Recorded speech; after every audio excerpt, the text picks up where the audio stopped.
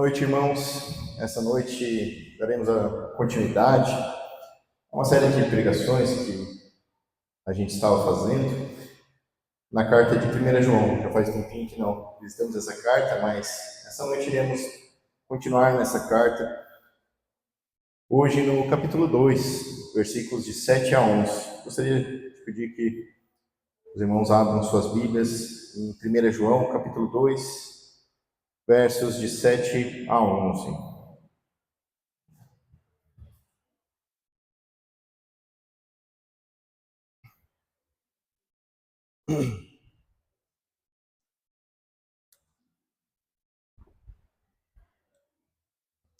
Diz assim a palavra do Senhor: Amados, não vos escrevo mandamento novo, senão mandamento antigo, qual desde o princípio tivestes.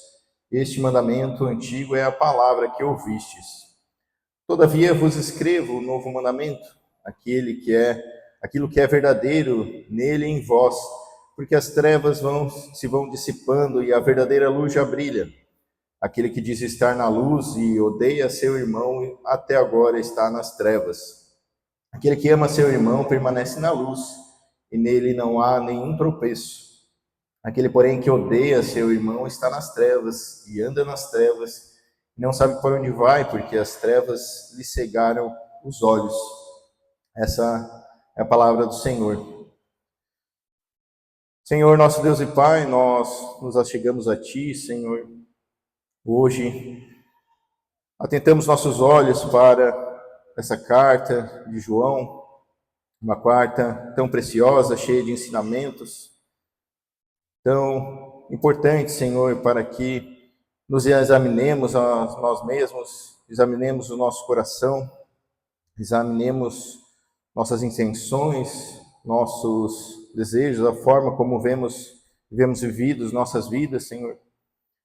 Ó Deus, que Tu estejas conosco nessa noite, que Teu Santo Espírito age em nossos corações, nos trazendo luz, Senhor, nos fazendo avaliar nossa forma de vida, a maneira pela qual conduzimos nosso caminhar, nossos afetos, aonde estão, Senhor, que Tu transforme tudo que há de mal em nossos corações e que Sua luz brilhe em nós para que nos voltemos a Ti e o adoremos de todo o coração e vivamos uma vida santa, Senhor, da forma como Tu desejas que todos os Seus filhos andem. Que o Senhor nos abençoe nessa noite e esteja conosco ao longo da pregação.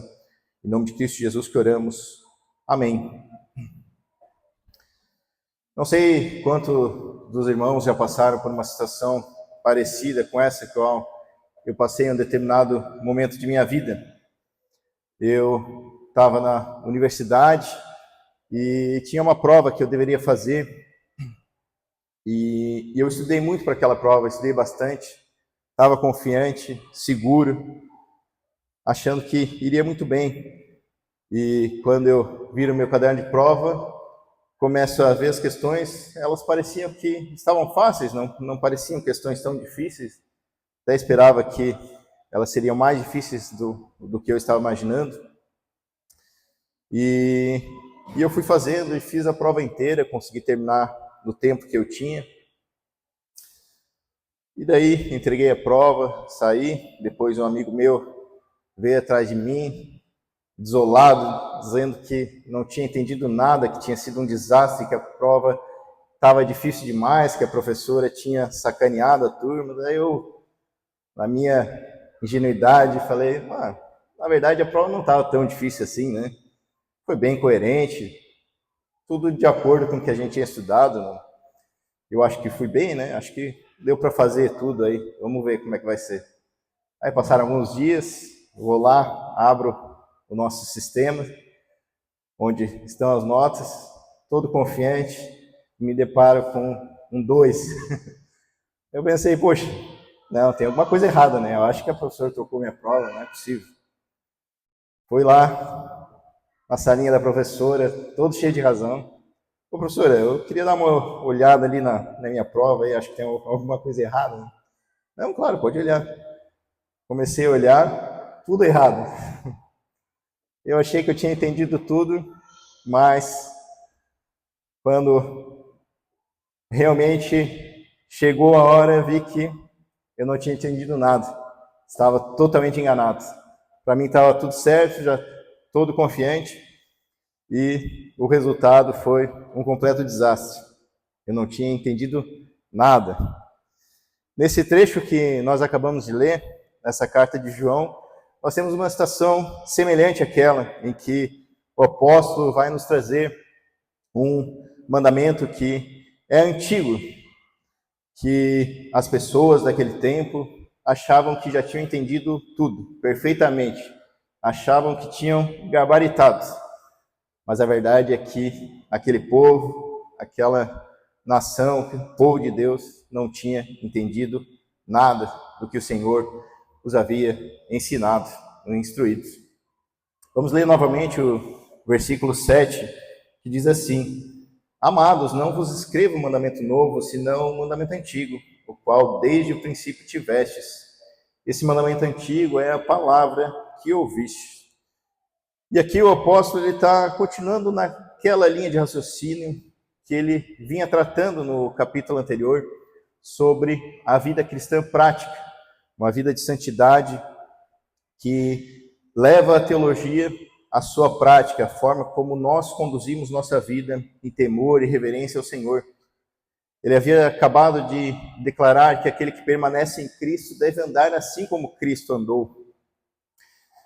E na última vez que eu preguei nesses versículos anteriores, eu expliquei como o João não estava colocando sobre os ombros da igreja, ao declarar isso, um fardo que a igreja jamais poderia suportar, uma carga impossível de ser carregada pelos homens, a de ter uma absoluta perfeição moral, tal como Jesus teve em sua vida.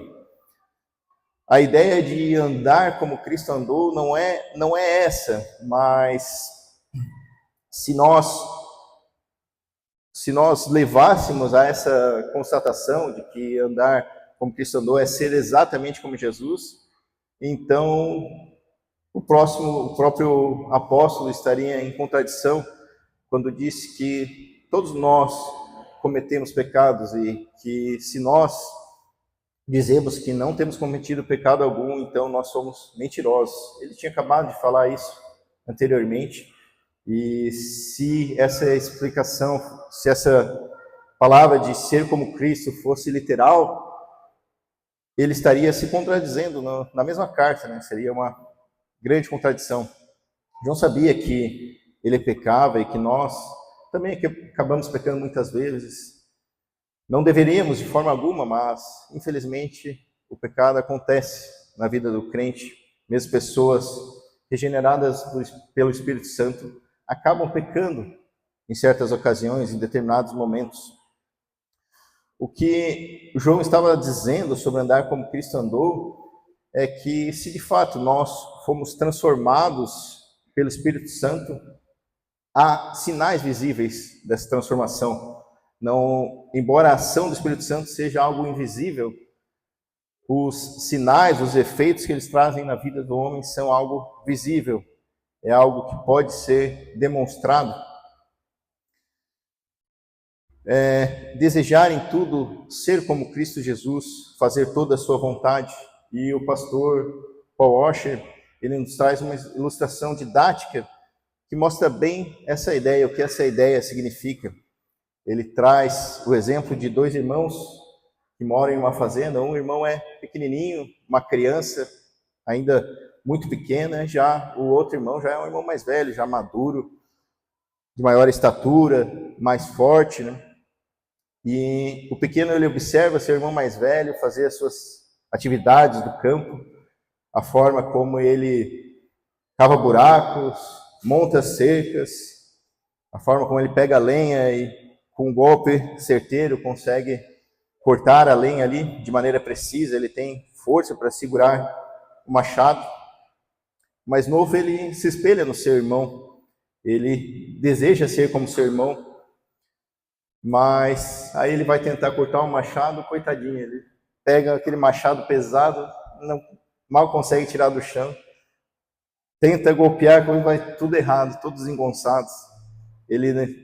O teu próprio caminhar dele nos buracos e nos lugares, nas valas, é um caminhar todo desengonçado. Ele não tem a força do seu irmão, ele não tem a estatura do seu irmão.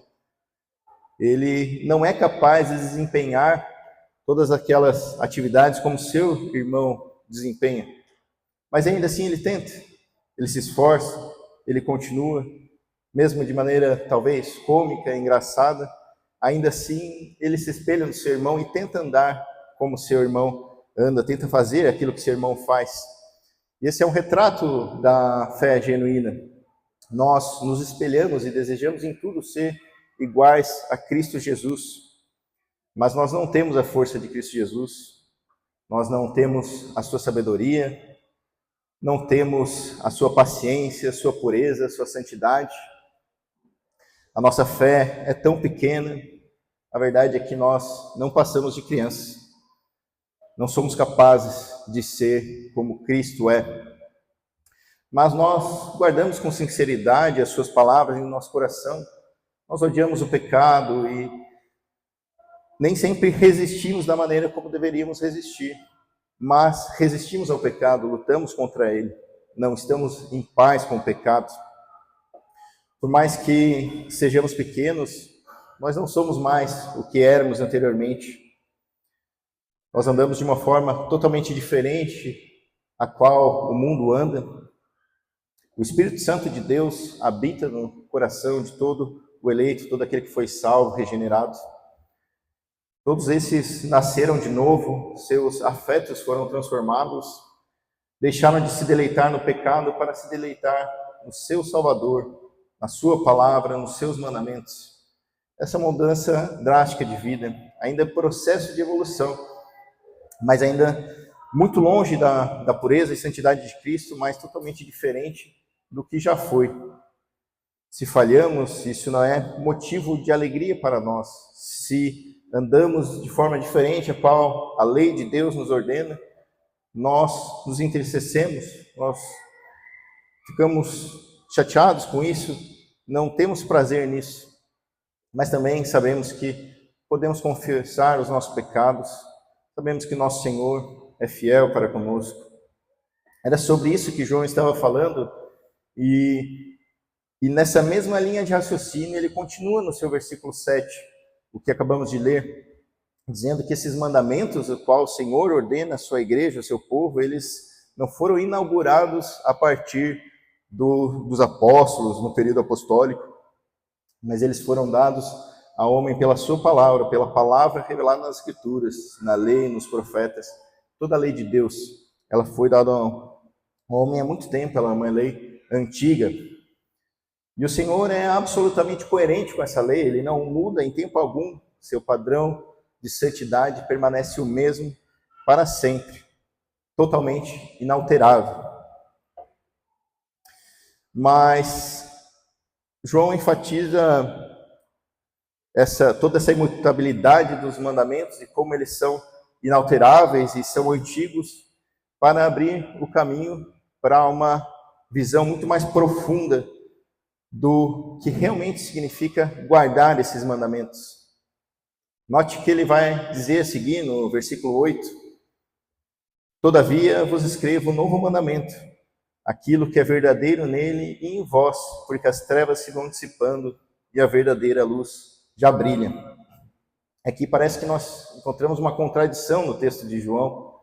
Parece que há algo de errado. João comeu bola ali, se perdeu em algum lugar e se contradisse logo em 2 versículos. João acabou de falar que esses mandamentos, que não vai nos dar nenhum mandamento novo, e agora vem dizendo que nos escreve um novo mandamento. E o que é isso, né? O que está acontecendo aqui? Por que João está falando dessa forma? E a verdade é que ele está abordando esse mandamento de uma maneira muito mais profunda. Embora ele seja inalterado, Jesus, quando desceu a essa terra, ele veio para desnudar a lei, para mostrar o que é o verdadeiro cumprimento da lei para o povo de Deus. Enquanto os mestres de Israel viam o adultério apenas como uma coisa física, Jesus mostra que ele começa no nosso coração.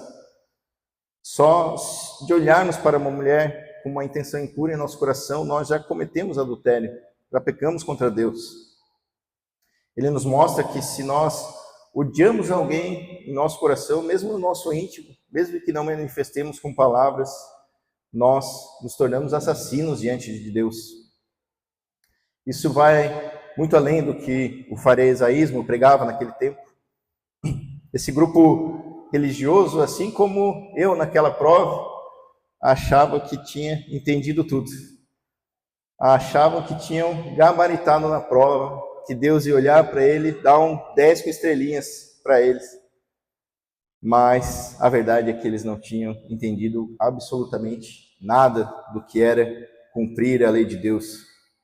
Enquanto as trevas da falsa religião prevaleciam no período de Israel, Jesus veio como a nossa luz para dissipá-las e fazermos enxergar a verdade, fazermos conhecer os caminhos do Senhor.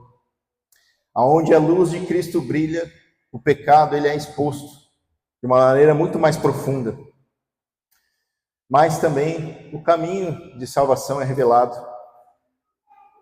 que é a fé no seu nome, o nome de Cristo. E aqui vem uma pergunta crítica e crucial. Como a gente pode saber se a nossa fé ela é verdadeira?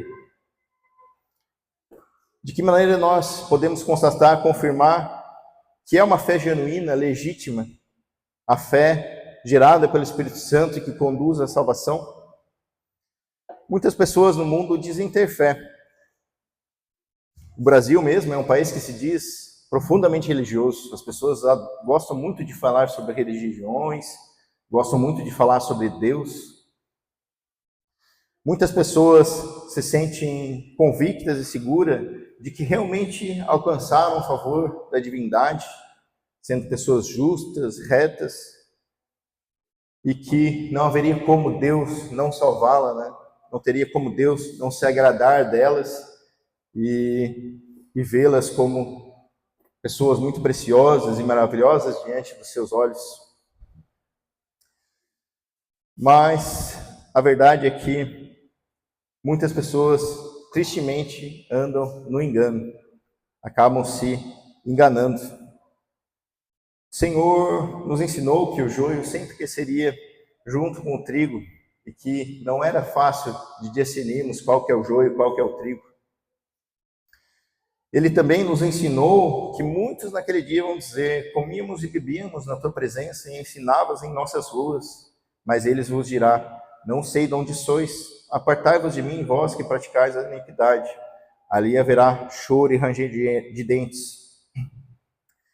Diante disso, como nós podemos saber se nossa fé ela é verdadeira, se nós não estamos andando no caminho do engano, enganando nossos corações, se não estamos agindo como os fariseus, que se consideravam zelosos, praticantes da palavra, praticantes da lei, mas que sem perceber eles estavam caminhando em densas trevas, totalmente distante da verdade, por mais que eles a buscassem de alguma forma, a buscassem com zelo, mas buscavam de maneira errada, de maneira torta, não da maneira como o Senhor havia instruído. Eles achavam que estava tudo bem, mas eles não conseguiam perceber em que condição deplorável e triste eles se encontravam. João nos ajuda a chegar a uma conclusão diante desse importante dilema. Ele mesmo, no capítulo 5, vai afirmar o motivo de ter nos escrito essa carta. Ele diz assim: essa carta vos escrevi a fim de saberdes que tende a vida eterna, a vós outros que credes no nome do Filho de Deus. Ou seja, essa carta ela foi escrita para que a gente saiba se tem a vida eterna. Essa carta vem para nos trazer segurança, convicção de que somos verdadeiramente os eleitos do Senhor. Isso por meio de testes práticos, testes objetivos. E são 3 os quais o João nos traz. 2 já foram trabalhados nas pregações anteriores, ali nos textos que a gente leu, do capítulo 1 até a primeira parte do capítulo 2, sendo ele o primeiro um teste teológico. Esse é o primeiro teste que João coloca. Se entendemos quem Cristo realmente é, se cremos de todo o coração que ele de fato veio em carne, esteve no meio do seu povo, se entendemos que ele é ao mesmo tempo totalmente divino, mas também totalmente humano, de uma maneira difícil de entendermos, mas que é a maneira qual a Escritura nos revela que Cristo é. Se cremos que ele é o nosso único caminho de salvação e que sem ele estamos perdidos. Ele é a vida eterna que estava com o Pai e se manifestou ao seu povo, se manifestou a nós. Essa compreensão é uma compreensão fundamental para que possamos fazer parte da verdadeira Igreja de Cristo. João diz que nos anunciou essas coisas para que tenhamos comunhão com a Igreja, por termos a mesma fé, a fé dos eleitos. E essa palavra comunhão, ela é justamente isso, é termos algo em comum. E esse algo em comum que João coloca é a fé em Cristo Jesus, a fé comum, a fé católica, e não católica no sentido da Igreja Católica, mas católica no sentido que é universal a todos os homens. Esse é o primeiro grande teste, um teste teológico. E depois João vai trazer um segundo teste que diz respeito à vida prática cristã, como os crentes devem se comportar, como eles devem lutar contra o pecado, buscar uma vida de santidade e pureza. Como cristão, ele é revestido de uma nova natureza, suas vontades são transformadas conforme a imagem de Cristo Jesus. Como o Espírito Santo leva o eleito de Deus a um arrependimento genuíno, um reconhecimento de culpa, e assim prepara o coração do eleito para buscar alívio no Cordeiro Santo de Deus, que livra o pecado do mundo. E por fim, agora, João vai apresentar o seu terceiro grande teste. Como nós sabemos se a nossa fé ela é verdadeira, ela é uma fé genuína. Vamos ler os versículos de 9 a 11. Diz assim: aquele que diz estar na luz e odeia seu irmão, até agora está nas trevas. Aquele que ama seu irmão permanece na luz e nele não há tropeço algum. E nele não há nenhum tropeço. Aquele, porém, que odeia seu irmão está nas trevas e anda nas trevas. E não sabe para onde vai, porque as trevas lhe cegaram os olhos.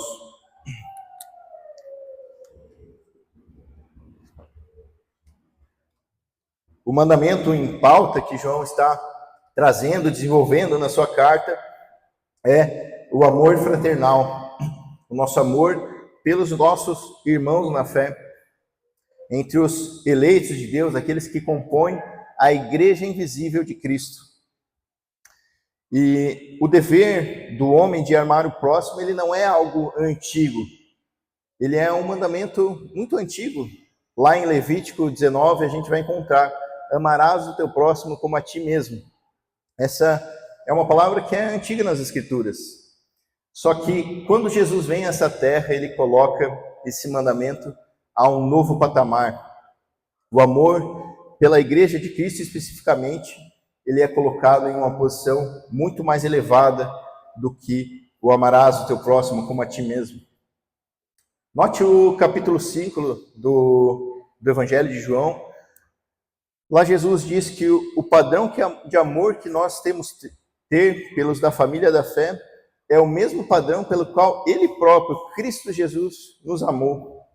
E ele ainda vai concluir dizendo que a maior expressão do amor é a de dar a própria vida em favor dos seus amigos. Esse é um texto que vale a pena a gente ler nessa noite. Eu gostaria de pedir que os irmãos abram no Evangelho de João, capítulo 15. Nós vamos ler os versículos de 9 a 14. João 15, de 9 a 14.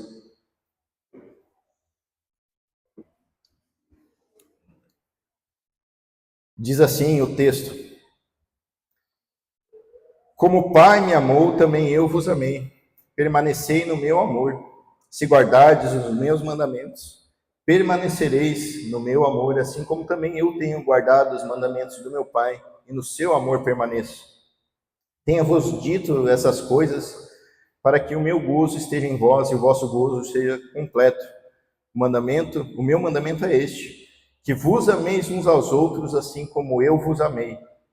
Ninguém tem maior amor do que este, de dar a própria vida em favor de seus amigos. Vós sois meus amigos, se fazeis o que eu vos mando. Se nós amarmos o nosso próximo como a nós mesmos, já era algo tão difícil de ser alcançado por nós, agora nós recebemos um mandamento muito mais difícil ainda, muito mais elevado. Ele diz que devemos amar uns aos outros assim como ele nos amou. E ainda coloca esse exemplo de dar a própria vida em favor dos seus amigos. Só que Jesus, ele não está colocando um exemplo apenas hipotético, retórico.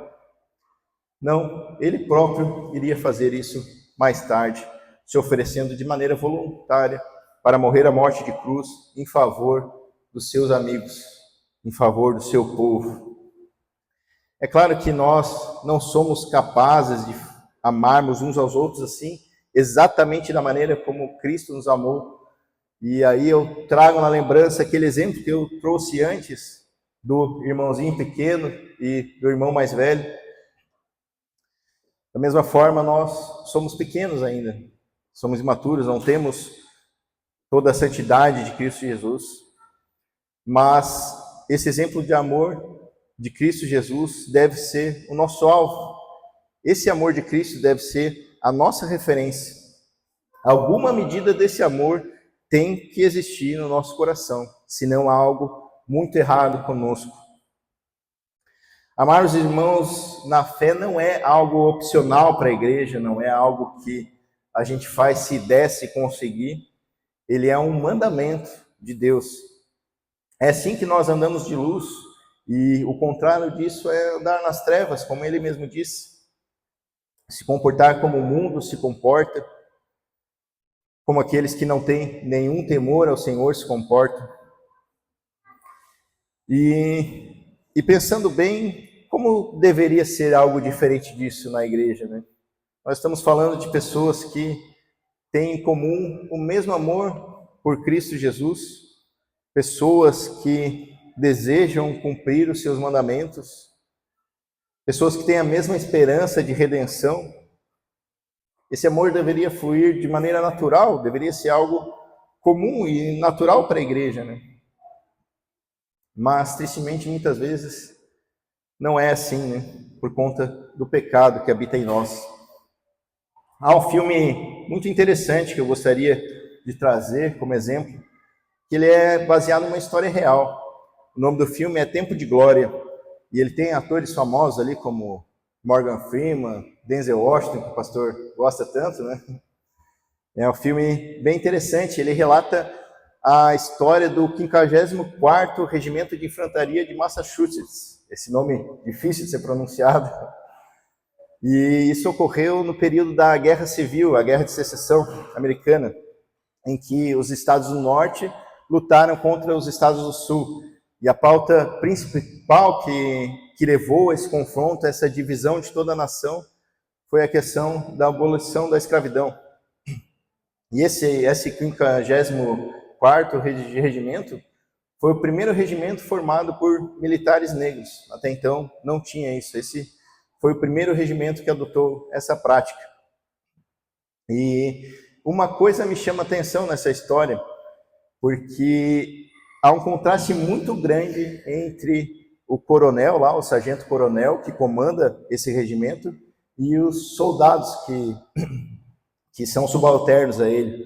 O nome desse coronel é Robert Shaw, e ele era um homem branco, de família muito rica, era um homem culto, que recebeu a melhor educação formal que se tinha na época, ou uma das melhores, né? E teve uma vida inteira em liberdade, nunca foi escravo de ninguém. Já os seus soldados era totalmente oposto daquilo. Eles eram negros, pobres, tinham sido escravos, nunca receberam nenhum tipo de educação formal, quase todo mundo nem sequer sabia ler. Era uma diferença brutal, gigantesca entre aqueles homens. E apesar de toda essa diferença, apesar desse contraste gigantesco, esses homens lutaram juntos até o fim, até o dia 18 de julho de 1863, quando o coronel, junto com vários de seus homens, foram mortos em uma batalha. Todos eles mortos na mesma batalha, vários homens, e ele no meio deles. E essa é uma história real, ela não é uma invenção, não é um filme apenas para nos emocionar. Isso aconteceu de verdade, né? O que fez com que homens tão diferentes, tão contrastantes, lutassem juntos a ponto de morrerem por isso, morrerem juntos? O fato é que, por mais que eles fossem muito diferentes, eles tinham uma crença em comum, algo que eles consideravam muito valioso. Eles acreditavam que o fim da escravidão nos Estados Unidos era uma causa pela qual valia a pena que eles morressem, valia a pena morrer por causa disso. E as diferenças daqueles homens se tornavam algo pequeno comparado a algo muito mais valioso, algo muito mais precioso aos seus olhos, né? Apesar de todas as diferenças, eles estavam lutando por uma causa em comum, que era muito maior do que todas essas diferenças. E nós, cristãos, também lutamos pelo fim da escravidão. Mas eu não falo aqui de uma escravidão restrita a um país, não é uma escravidão que atinge apenas um determinado grupo étnico de pessoas. Eu falo aqui de uma escravidão que contempla toda a humanidade, a escravidão do pecado. Nosso Supremo General, Cristo Jesus, ele foi ferido e foi morto nessa luta, mas ele ressuscitou e assegurou total e completa vitória. Ele nos libertou desse jugo de escravidão para que pudéssemos viver para Ele. E viver para Ele é também vivermos uns para os outros, como um corpo, em que há muitos membros com diferentes características, diferentes funções, mas que compõem uma unidade. Nós podemos ser pessoas muito diferentes, vindo de lugares muito diferentes, com diferentes culturas. O próprio pastor, coitado paulista, no meio dos catarinenses. Mas algo muito maior do que essas nossas diferenças que nos une é a fé comum, a fé apostólica, algo que torna todas essas pequenas diferenças algo insignificante, algo pequeno, irrelevante diante de algo tão precioso que é o Evangelho de Cristo Jesus. E aqui, tristemente, é necessário que a gente faça uma ressalva, né? Quando eu falo de uma união, de uma fé católica, universal, comum, eu não estou falando de maneira alguma sobre o ecumenismo que as igrejas têm pregado nos nossos dias. Não é juntar católico, neopentecostal, testemunho de Jeová, todo mundo numa sala e se chamar de irmão. Não, de maneira nenhuma. O que norteia essa comunhão, essa crença nas mesmas doutrinas, é a teologia, tudo aquilo que vem da Escritura Sagrada. O que nos une é cremos nas mesmas crenças, no mesmo Evangelho, as mesmas verdades com as quais Deus nos revelou. Sem essas crenças, nós não temos verdadeira comunhão. Isso é algo inegociável e é o primeiro critério que João coloca em sua carta, para depois começar a trabalhar a questão da santidade prática e do amor fraternal. Então, isso não tem nada a ver com o ecumenismo, né? O que faz com que a gente lute junto pela mesma causa é a mesma crença, crer no mesmo Evangelho, tal como a Escritura Sagrada nos revela. E dito isso, todos nós, os que cremos nessas verdades, vivemos em uma batalha constante, tal como aqueles homens do filme. Uma batalha contra o pecado, uma batalha contra a carne. E não é bom que nós lutemos sozinhos, de maneira isolada. Esse não é o padrão que a Escritura coloca para a sua igreja. Crentes podem, em algumas ocasiões, ser forçados pelas circunstâncias da vida a viver de forma isolada, mas isso nunca é algo desejável, isso nunca é algo que o crente deveria desejar. O padrão da igreja é vivermos juntos. E isso é algo que a gente vê ao longo de todas as Escrituras Sagradas. Uma união. João registra na famosa oração sacerdotal de Jesus um princípio muito importante, muito belo sobre essa união. E eu acho que vale a pena também a gente abrir esse texto, está lá em João capítulo 17, os versos de 20 a 23.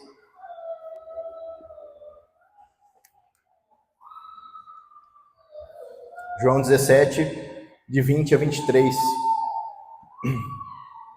Diz assim: Não rogo somente por estes, mas também por aqueles que vierem a crer em mim, por intermédio da sua palavra, a fim de que todos sejam um, como és tu, ó Pai, em mim e eu em ti. Também sejam eles em nós, para que o mundo creia que tu me enviaste. Eu lhes tenho transmitido a glória que me tens dado, para que sejam um, como nós o somos. Eu neles e tu em mim, a fim de que sejam aperfeiçoados na unidade, para que o mundo conheça que tu me enviastes e o amaste, como também amastes a mim. Quando a verdadeira igreja está unida, e aqui eu digo a verdadeira igreja de fato, né? Aqueles que creem no Evangelho de Cristo Jesus, tal como as Escrituras nos revelam, então essa união torna a anunciação das boas novas de Cristo mais efetiva para o mundo caído. Essa união faz com que os eleitos comuniquem de maneira mais eficaz o amor que Deus tem pelo seu povo. Quando estamos unidos, nós transmitimos esse amor para o mundo. O mundo vê e enxerga em nós algo diferente. Mas, tristemente, por conta do pecado, muitas vezes essa comunhão ela é prejudicada, ela é rompida de alguma forma. Nós sabemos que falhamos constantemente em cumprir a ordem que o Senhor nos dá. Quando cedemos ao impulso do pecado, agimos com ódio, irmãos, na fé, acabamos agindo como o mundo se comporta. Acabamos agindo como aqueles que se opõem ao Evangelho se comportam. Isso é algo muito condenável pelas Escrituras Sagradas, e é o que o João chama de andar nas trevas. Isso é absolutamente verdade, mas também é importante que a gente destacar que às vezes as pessoas confundem o que é o verdadeiro amor. O ódio absolutamente não, esse não é o verdadeiro amor. Mas tem muitas vezes o ódio, ele aparece de maneira disfarçada, ele aparece de maneira camuflada, como se fosse amor, mas na verdade não tem nada de amor nisso. Isso acontece porque as pessoas confundem muitas vezes o que é o verdadeiro amor cristão. E o verdadeiro amor cristão, ele não é uma cegueira em relação ao pecado, ele não é uma ingenuidade sobre o mal. Amar não é ignorar o pecado, mas muitas vezes agir para combatê-lo, agir para repreendê-lo de alguma forma, visando o bem da igreja. Paulo é um exemplo, ele repreendeu duramente Pedro em um momento em que ele ora comia como judeu, ora comia como gentil. Isso não foi falta de amor de Paulo para com Pedro, de maneira nenhuma. Foi o verdadeiro amor se manifestando. Às vezes é muito mais cômodo fazer de conta que não enxergamos as coisas. Às vezes, mesmo em uma busca sincera pelo bem de um irmão, corremos os riscos de sermos considerados arrogantes, corremos os riscos de sermos considerados pessoas rancorosas e que não têm amor nenhum pelos outros. É algo perigoso isso. Mas nem sempre é fácil discernir entre uma exortação legítima visando o bem de um irmão e uma atitude de arrogância, uma atitude prepotente, uma atitude de falta de amor. Essa é uma linha tênue, mas se a igreja visa um amadurecimento espiritual, ela deve caminhar nessa linha. Pessoas bajuladoras não fazem a menor ideia do que o verdadeiro amor de Deus é. O próprio Cristo, nosso exemplo máximo de amor, muitas vezes tinha palavras muito duras para seus discípulos. Ele repreendeu Pedro, ele repreendeu Tiago e repreendeu inclusive o próprio João, quem escreveu essa carta. Mas Jesus não fazia isso visando o mal deles, não fazia isso para, de alguma forma, se beneficiar com a humilhação do outro.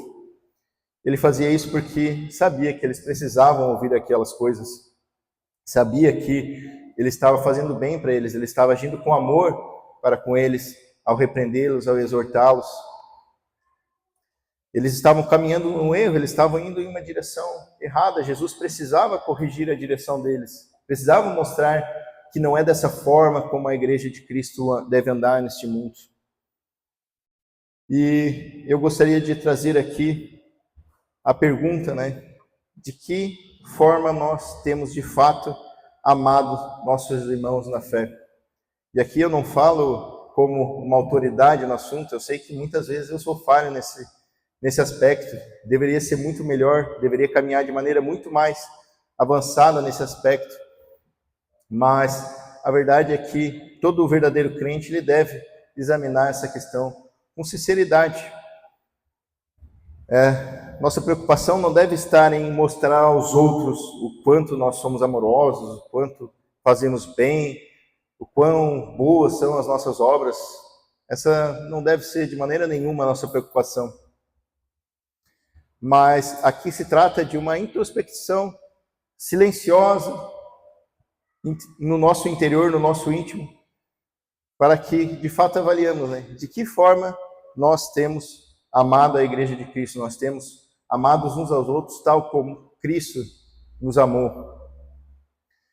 Esse é um critério de autoavaliação que João coloca para constatarmos se estamos de fato em Cristo ou se temos andado nas trevas. Como João vai nos dizer mais tarde, essas coisas vos escrevi a fim de saberdes que tendes a vida eterna. Então, é a fim de sabermos que temos essa vida que nós devemos fazer essa pergunta a nós mesmos. Não se trata de algo que fazemos, então nós podemos chegar a Deus e dizer, olha Deus, eu fiz tudo o que João falou lá, tá tudo certo, então agora você é obrigado a me aceitar no seu reino, porque eu cumpri certinho ali o que João falou, não tem nada a ver com isso aí. Deus não precisa saber se alguém é ou não da sua igreja, ele sabe todos que são seus, foi ele próprio quem elegeu cada um do seu povo. Essa carta ela não foi escrita para Deus, mas foi escrita para nós, para que nós sabemos se de fato temos o Espírito Santo que nos transformou o nosso coração, como ele faz com todos aqueles que de fato foram salvos no seu nome. Se podemos verificar em nossa vida os frutos que distinguem a árvore boa da árvore de má, se nós fazemos parte do grupo do joio ou se nós somos do trigo. E se não temos percebido os bons frutos, nós devemos clamar a Cristo Jesus. Nós devemos implorar a Ele por perdão, implorar a Ele por graça. Todos nós somos falhos nesse aspecto do amor cristão. Todos nós estamos muito distantes do nosso padrão, que é Cristo Jesus. Mas alguma medida desse amor tem que existir. João não colocou um critério lá que a gente pode simplesmente desconsiderar ou descartar, porque nem o próprio João cumpriu à risca o que ele disse. De maneira nenhuma, ele é algo fundamental, algo essencial para nós sabermos se, de fato, estamos na fé. Somos verdadeira igreja de Cristo, pertencemos a Cristo Jesus. Nós não devemos ser preguiçosos nesse autoexame, porque é uma questão muito importante, é uma questão fundamental, essencial. Não adianta de nada termos tudo que queremos nessa vida e se morrermos e descobrirmos que nunca tivemos a fé verdadeira, nunca conhecemos de fato a Cristo Jesus. O Senhor nunca teve qualquer tipo de comunhão conosco, sempre nos tratou como seus inimigos, como os ímpios, como as pessoas do mundo que são perversas. Não adianta de nada nós vivermos uma vida tranquila aqui, sem dificuldades, uma vida pacífica, se morrermos e descobrimos que pereceremos por toda a eternidade. Por fim, esse amor é algo que deve ser exercitado. Como eu falei antes, ele é mandatório, ele não é algo opcional. Nós não amamos aos irmãos como deveríamos amar, mas precisamos nos envolver nisso, exortando uns aos outros, sofrendo com aqueles que sofrem, cuidando-os do que precisam de algum auxílio, que passem por algum tipo de dificuldade, às vezes com recursos financeiros, às vezes com uma palavra de conforto, de consolação, às vezes com alguma ajuda, seja lá como for, mas de alguma forma a gente deve estar exercitando esse amor, porque ele é algo fundamental e essencial para a igreja. Ele é um dos critérios para nós avaliarmos se de fato somos igreja. Nós devemos usar os nossos dons, os nossos recursos, o que temos em favor da igreja. Porque, imaginem, nós nessa batalha, uma batalha tão dura, tão difícil contra o pecado, contra a carne, e nós queremos levar tudo no peito, levar tudo sozinho, achamos que somos o Superman, que podemos lá enfrentar tudo sozinho. A verdade é que não seremos bem-sucedidos. O Senhor quis que andássemos em unidade, em comunhão, em igreja, para que nós pudéssemos evoluir na santidade, crescer no conhecimento de Cristo e ser o exemplo vivo aqui na terra do amor pelo qual Ele tem para o seu povo. Nós devemos refletir esse amor e devemos amarmos como Ele nos amou e assim mostrar ao mundo como o Senhor é amoroso com o seu povo. Mostrar ao mundo como esse evangelho de Cristo, ele transforma as pessoas, ele é capaz de unir pessoas totalmente diferentes, totalmente distintas umas das outras, em um só propósito, em uma só vocação. Tudo isso baseado e norteado pela Escritura Sagrada, né? Tudo isso é algo que é fundamentado e alicerçado na teologia. Não adianta nada uma igreja dizer que é muito unida, que todo mundo é amigo, que todo mundo se dá bem. Se você pergunta para o irmão, o que você crê a respeito desse assunto? Eu creio naquilo. Ele vai no outro, ele já crê em outra coisa, e outra coisa ainda. Vai falar com o pastor e não era nada daquilo, né? Cada um crê numa coisa diferente. A verdade é que a teologia deve fazer com que cada vez mais nós sejamos, nesse sentido, mais parecidos uns com os outros, né? Aí sim está alicerçada a verdadeira comunhão, não é uma comunhão vazia em que as pessoas só estão juntas e só dizem que são amigas. Não, a teologia faz com que a gente de fato se una em um mesmo propósito, em um mesmo evangelho. E isso é a coisa mais preciosa que existe nesse mundo. Não há nada neste mundo que possa ser comparado em valor com o evangelho de Cristo Jesus. E é triste como às vezes a gente vê pessoas se unindo por coisas tão supérfluas, tão vazias, visões totalmente distorcidas, e caminham juntas, e às vezes a igreja de Cristo, que tinha tudo para caminhar em uma união maravilhosa, às vezes anda de maneira tão desunida, tão distantes uns dos outros. E aqui eu me coloco junto, né? A gente também é muito falho nesse aspecto, né? Mas de alguma maneira a gente deve caminhar e fazer essa avaliação, né? Se de fato nós temos realmente amado a igreja de Cristo, amado aqueles que pertencem ao nosso Senhor e Salvador, Cristo Jesus. Vamos orar nesse momento.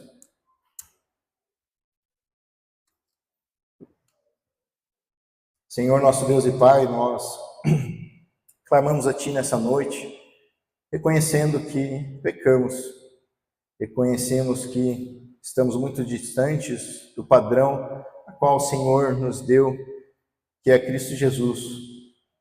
Nós falhamos em não andarmos perfeitamente nos caminhos a qual Ele nos deu, tropeçando em vários momentos, Senhor, pecando em tantos momentos em que deveríamos andar em santidade, retidão e justiça.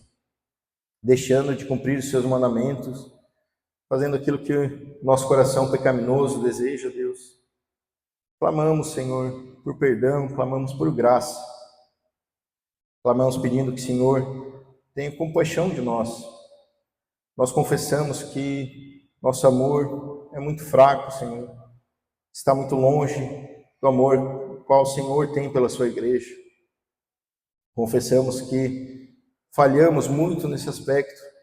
Deixamos de cuidar dos nossos irmãos na fé como deveríamos. Deixamos de nos preocupar com os outros. Vivemos uma vida individualista, pensando nos nossos próprios problemas, preocupados apenas com o nosso pão de cada dia, de maneira isolada, Senhor. Nos afastamos de pessoas que foram resgatadas pelo mesmo sangue, foram compradas pelo mesmo sacrifício, Senhor. Clamamos que o Senhor tenha misericórdia de nós, clamamos pedindo que o Senhor nos perdoe por isso. E também clamamos pedindo que seu Santo Espírito trabalhe esse amor em nosso coração. Clamamos pedindo que o Senhor não permita que nós continuemos andando nesse erro, continuemos falhando de maneira contínua, sem que tenhamos uma mudança de vida, Senhor. Clamamos pedindo que o Senhor tenha compaixão e misericórdia de nós, que o Senhor nos perdoe, mas que seu Santo Espírito nos transforme, Senhor, nos molde, nos conforme com a semelhança do seu amor para conosco. Que a sua palavra, Senhor, de fato transforme o nosso coração cada dia, Deus. E nas nossas orações nós nos voltemos a Ti em humilde e sincero reconhecimento de pecados, de confissão de pecados, Senhor, sabendo que o Senhor é fiel e justo para nos perdoar. Clamamos pedindo que o Senhor transforme o coração e nos ajude, porque nós somos fracos, nós somos pequenos, não passamos de criança, Senhor. Mas clamamos ainda assim que seu Santo Espírito nos faça crescer, nos faça nos desenvolver, nos faça amadurecer na fé, Senhor. E assim sejamos aperfeiçoados a viver contigo por toda a eternidade. Também clamamos, Senhor, que se há irmãos aqui nessa noite que ainda não cumprem esses critérios que o Senhor coloca, que vivem uma fé vacilante, insegura, que o Senhor de fato encha, Senhor, do Espírito Santo, transforme seus corações. Sabemos que sem santidade ninguém verá o Senhor. Sabemos que esses critérios, eles não são negociáveis, eles são necessários. Pedindo que o Senhor nos molde nesses critérios, Senhor, e nos transforme para que, de fato, sejamos confirmados como sua verdadeira igreja, Senhor. Senhor, nos perdoe e nos salve no nome santo de Cristo Jesus. É isso que oramos nessa noite. Amém. Pastor. Deixa a paz se colocar de pé para receber esse toque. Que a graça do nosso Senhor Jesus Cristo, o amor de Deus o Pai, e as terras e doces consolações do Espírito Santo pousem sobre o povo de Deus, o amado